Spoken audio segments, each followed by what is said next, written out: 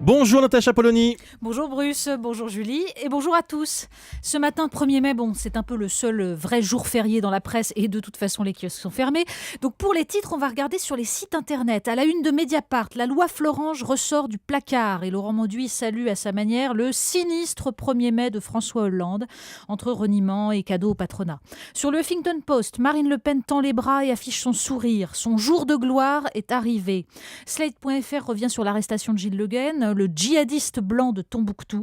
Et rue 89 signe un reportage sur l'immeuble des ouvriers PSA, le foyer Citroën où vivent ouvriers et retraités de l'usine d'Aulnay. Alors on approche du premier anniversaire de la victoire de François Hollande à la présidentielle. Et alors justement, il y en a beaucoup question dans la presse. Oui, même les jours fériés, c'est sa fête. Ce matin, il y a très peu de journaux, mais il ne le rate pas, François Hollande. Valeurs actuelles, on l'a dit tout à l'heure, se lâche. Il nous fait honte. Alors, le magazine observe tout de même qu'il reste 2% de Français qui se disent très satisfaits de l'action de François Hollande. Alors, d'après les instituts de sondage, on détecte les oiseaux rares en Corrèze, à Paris et dans les milieux les plus aisés, professions libérales et cadres. Bon, pour le reste, ça cogne sur Monsieur Bricolage, Le Pingouin.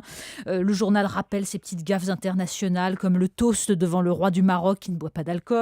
L'hommage aux dizaines de milliers de Russes tués pendant la Seconde Guerre mondiale, pour mémoire 22 millions. La France est la risée du monde, conclut Valeurs actuelles. Et en fait, Courrier international ne dit pas tellement autre chose. En une, un dessin du président, marinière aux rayures aléatoires, baguette fléchissante sous le bras et vélo à plat. Le titre, le coup de pompe.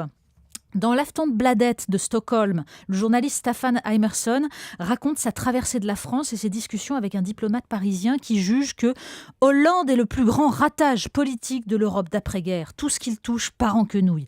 L'article est très violent. Il nous dit les Français trouvent pathétique ce président à la mine bouffie.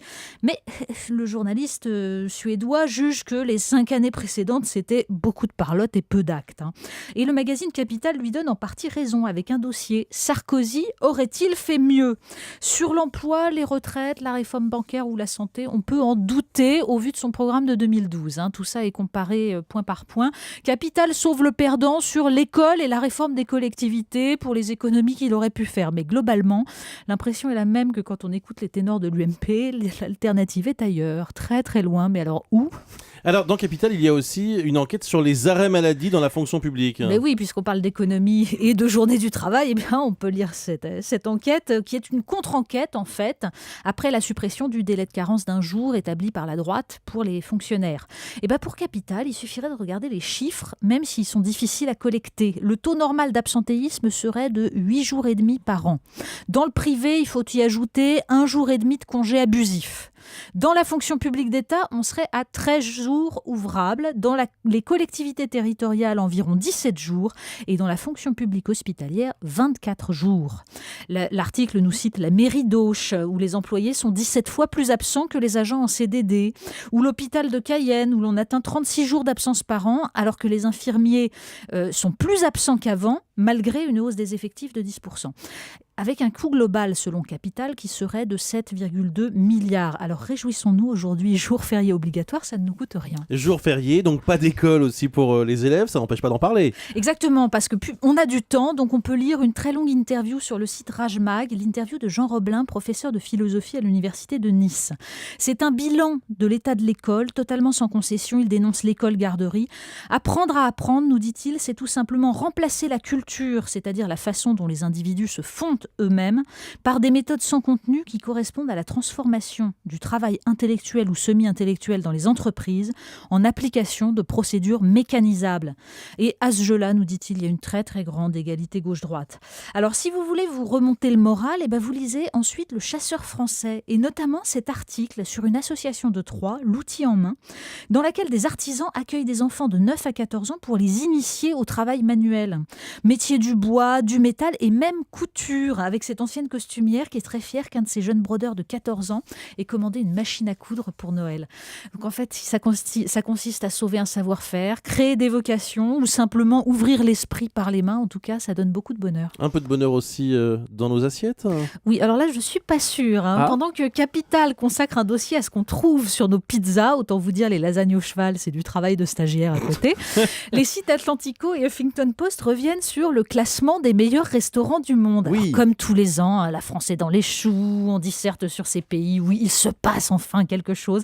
Pas un mot dans les articles pour dire que le classement est financé par Nestlé et met donc en avant une cuisine chimique compatible avec l'industrie agroalimentaire. Pas un mot non plus pour signaler que quand même les 3 restaurants qui ont trusté les premières places ces 10 dernières années ont connu des cas d'intoxication alimentaire massive. Noma, par exemple, À Copenhague, c'est ça, oui. Oui, 63 hospitalisés au compteur et passé de la première à la 2e place. Ouais. Moi, je demande à quand un prix d'honneur pour Spanghero.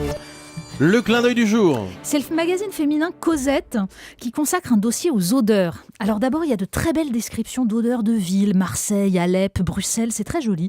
Et puis on a aussi cette parfumeuse qui explique comment elle a dû un jour inventer un parfum cappuccino à diluer dans le liquide des lavomatiques pour donner envie aux clients des stations-service d'aller se prendre un café, je vous jure.